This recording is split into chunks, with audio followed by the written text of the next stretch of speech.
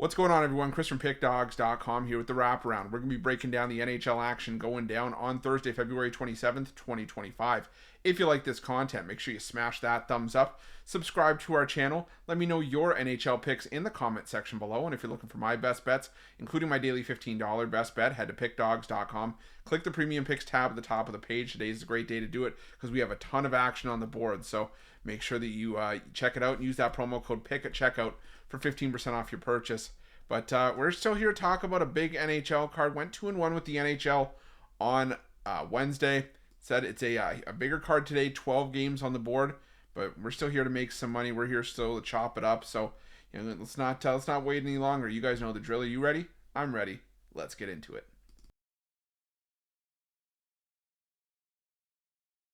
Our first game comes to us from the Amerant Bank Arena, where the Florida Panthers take on the Edmonton Oilers.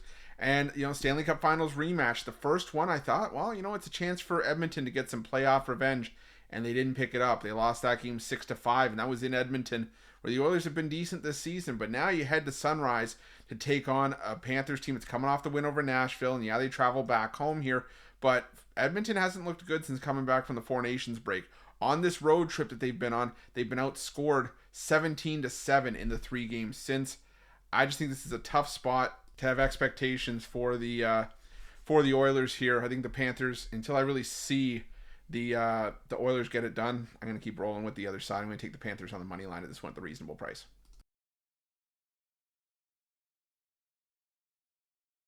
Now we're going to this matchup between the New York Islanders and the Boston Bruins. And I just can't get there with the Boston Bruins, even getting a cheap price at home. I think the price is where it is for a reason in this game.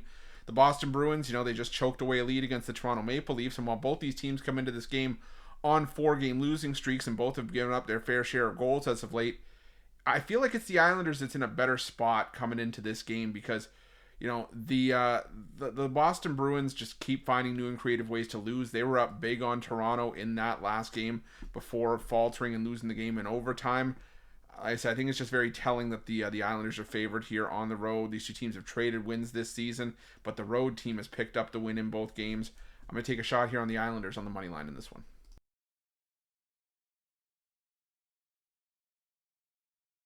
Now we're going to the Capital One Arena for this match between the Washington Capitals and the St. Louis Blues.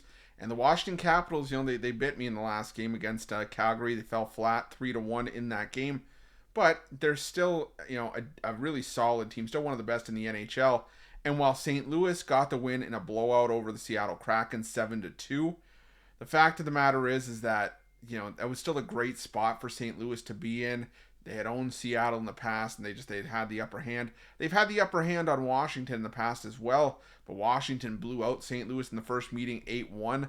And I just feel that the Washington Capitals are a better team than what the Blues are up against here compared to where they were against the Seattle Kraken. So I'm going to take the Washington Capitals to win this game, whether it's either on the money line or in regulation. It's your call, but it's the Capitals for me in this game.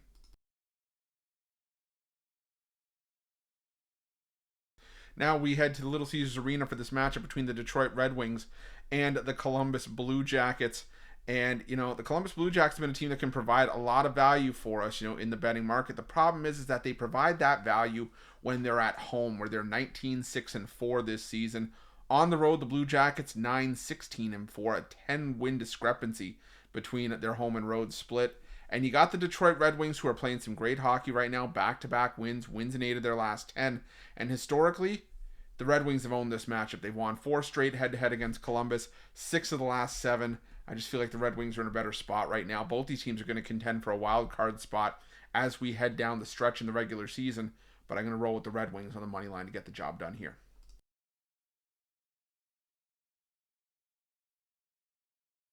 Now we head to this matchup between the Carolina Hurricanes and the Buffalo Sabres from the Lenovo Center.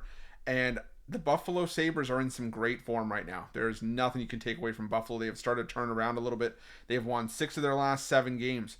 The problem is in that 7-game stretch, they're 6-0 at home, 0-1 on the road. And like they are on the road here, they're still 9-15-2 away from Buffalo this season. Carolina has struggled mightily since coming back from the Four Nations Cup break. They've lost back-to-back games by a combined score of 10-3. They've lost 5 of their last 6 overall. But 4 of those 5 losses came on the road, where Carolina's been less effective this season. They're a 40% team on the road, 12-15-3. At home, Carolina much better, 21-6-1.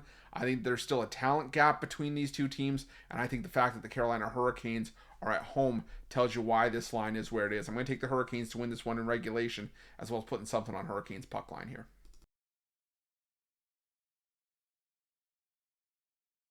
Now we head to the Amalie Arena for this matchup between the Tampa Bay Lightning and the Calgary Flames, and another matchup where, I would like to take a shot on underdog in some spots, but this ain't one of them. I know the Calgary Flames just beat the Washington Capitals as sizable underdogs, but now you're going into Tampa where the Lightning have been so good this season. They have 20 wins in 29 games at home, 27-2, and the Lightning have won their last 6 games in a row. The majority of those have been at home. The last 5 wins have all come on the puck line, and they've been by a combined score of 28-12. So I'm going to roll with the Tampa Bay Lightning in this one, whether it's in regulation or on the puck line, sure call, but can't get behind Calgary. They've been less effective on the road this season. They've scored 3 goals or less in 7 straight and 9 of their last 10.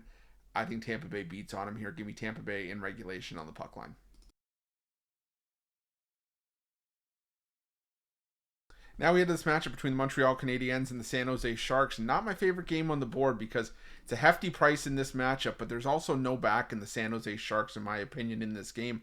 The San Jose Sharks, a 20% win percentage on the road this season, 6-18-6.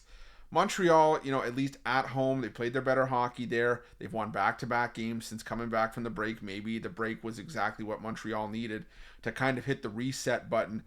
San Jose, yeah, they've been competitive in their 2 games, and they lost to Winnipeg in overtime in a game that looked like they might have been able to spring the upset as 4-1 underdogs, but couldn't get the job done there. I think Montreal gets it done here, but the price for Montreal scares me a little bit. That's why I'm taking Montreal in regulation.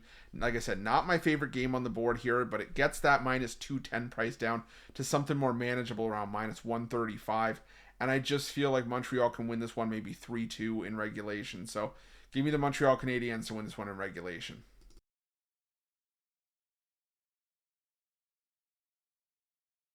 Now we head to the PPG Paints Arena for a match between the Pittsburgh Penguins and the Philadelphia Flyers. It's a rivalry matchup that we just saw a couple nights ago, and it ended up in a 6-1 blowout win for the Philadelphia Flyers. And the road team has now won the home team has now won 4 straight in this series going back to last season. But this is a spot where I think the road team deviates and bucks the trend here. I'm going to take the Philadelphia Flyers because just when you think the Pittsburgh Penguins are ready to turn the corner is when they fall flat. I mean, in the 3 games since coming back from the Four Nations Cup break, it's been Pittsburgh outscored 19-7. 19-7 in 3 games, including that 6-1 loss to Philadelphia. The Flyers, on the other hand, back-to-back wins since the break. 14-4, they outscored Pittsburgh and Edmonton. Now, granted, both those games were at home, but I still think the Flyers have enough here, and the Penguins have been more than disappointing enough for me to feel comfortable backing the Flyers in this one.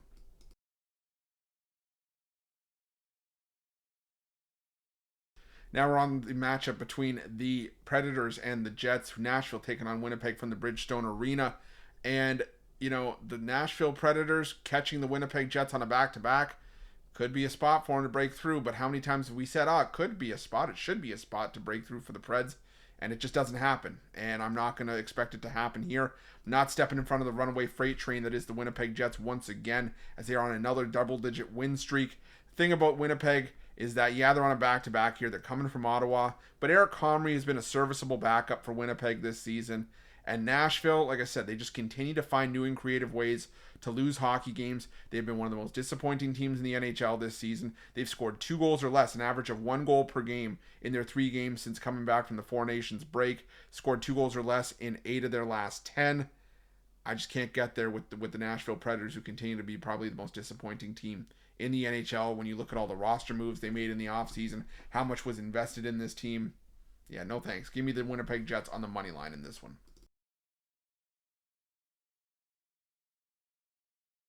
Now we head to the Delta Center for a match between the Utah Hockey Club and the Minnesota Wild.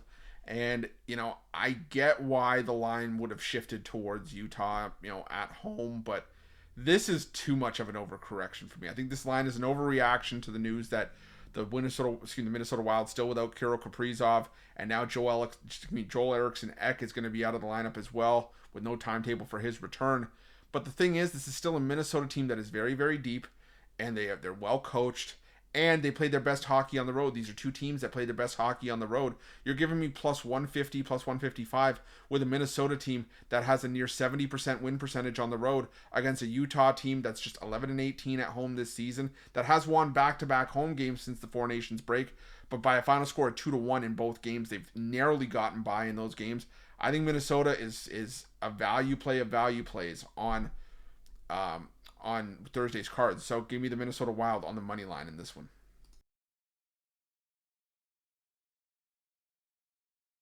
Now we head to T-Mobile Arena for a match between the Golden Knights and the Blackhawks, and I wanted to get there with an underdog. Wouldn't mind taking a shot on a plus 350 dog in some spots, but not with Chicago and not in Vegas. Vegas 20 wins in 29 games at home this season, 26-3, 6 losses in regulation, 3 in overtime. While this is a Chicago team that is almost at a 20% win percentage at home this season, 6-19-4. They've lost 3 straight since coming back from the break, and have scored a combined 4 goals in those 3 games, outscored 12-4. Vegas, yeah, they just lost to LA, but a lot of teams lose to LA in LA.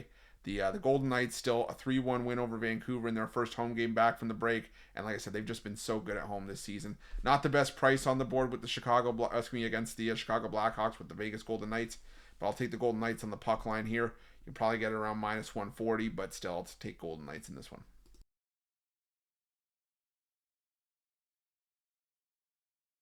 And our final game on Thursday's card takes us to the Honda Center, where the Anaheim Ducks take on the Vancouver Canucks.